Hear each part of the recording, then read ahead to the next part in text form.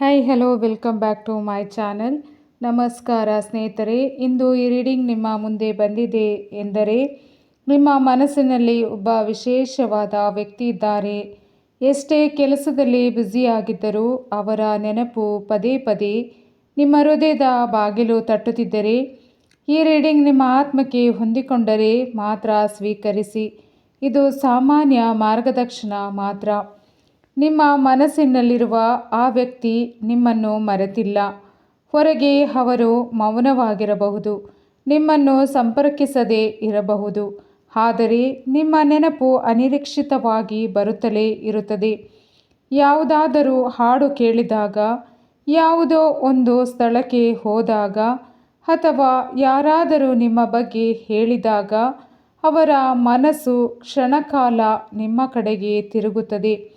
ಅವರ ಹೃದಯದ ಮಾತು, ನಿನ್ನನ್ನು ಮರೆತಿದ್ದೇನೆ ಎಂದು ನಾನು ಹೇಳಬಹುದು, ಆದರೆ ನಿಜವಾಗಿ ಹೇಳಬೇಕೆಂದರೆ ನಿನ್ನ ನೆನಪು ಇನ್ನೂ ನನ್ನ ಹೃದಯದಲ್ಲಿ ಇದೆ. ನಿಮ್ಮ ಜೊತೆ ಕಳೆದ ಕ್ಷಣಗಳನ್ನು ತುಂಬ ಅಮೂಲ್ಯವಾಗಿ ನೋಡುತ್ತಾರೆ. ಅವರ ಮನಸ್ಸಿನಲ್ಲಿ ಕೆಲವು ಭಯಗಳಿವೆ. ಅವರಿಗೆ ಭಯವಾಗಿರುವುದು ಮತ್ತೆ ಭೇಟಿಯಾದರೆ ನೀವು ಹೇಗೆ ರಿಯಾಕ್ಟ್ ಮಾಡುತ್ತೀರಾ, ನಿಮ್ಮ ಜೀವನದಲ್ಲಿ ಬೇರೆ ಯಾರಾದರೂ ಇದ್ದಾರೆಯೇ ಎಂಬ ಪ್ರಶ್ನೆಗಳು ಕಾಡುತ್ತಿವೆ. ಆದರೆ ಒಂದು ವಿಷಯ ಸ್ಪಷ್ಟವಾಗಿ ಕಾಣುತ್ತಿದೆ, ಅವರ ಮನಸ್ಸಿನಲ್ಲಿ ಒಂದು ಮೃದುವಾದ ಭಾವನೆ, ಮಧುರವಾದ ನೆನಪು ಇನ್ನೂ ಜೀವಂತವಾಗಿದೆ. ಕೆಲವೊಮ್ಮೆ ನಿಮ್ಮ ಸೋಷಿಯಲ್ ಮೀಡಿಯಾ ತೆಗೆದು ನೋಡುತ್ತಾರೆ, ಏಕೆಂದರೆ ನಿಮ್ಮ ಜೀವನ ಹೇಗಿದೆ ಎಂಬ ಕುತೂಹಲ ಇನ್ನೂ ಇದೆ. ಈ ಕ್ಷಣದಲ್ಲಿ ಅವರ ಹೃದಯ ಹೇಳುತ್ತಿರುವ ಸಂದೇಶ, ನಿನ್ನ ಜೀವನ ಸಂತೋಷವಾಗಿರಲಿ ಎಂದು ಬಯಸುತ್ತೇನೆ.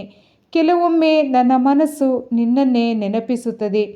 ಸ್ನೇಹಿತರೆ, ಪ್ರೀತಿ ಎಂದರೆ ಯಾವಾಗಲೂ ಜೊತೆ ಇರುವುದು ಅಲ್ಲ, ದೂರದಲ್ಲಿದ್ದರೂ ಒಬ್ಬರಿಗೆ ಒಳ್ಳೆಯದನ್ನೇ ಬಯಸುವ ಭಾವನೆ ಕೂಡ ಪ್ರೀತಿಯೇ.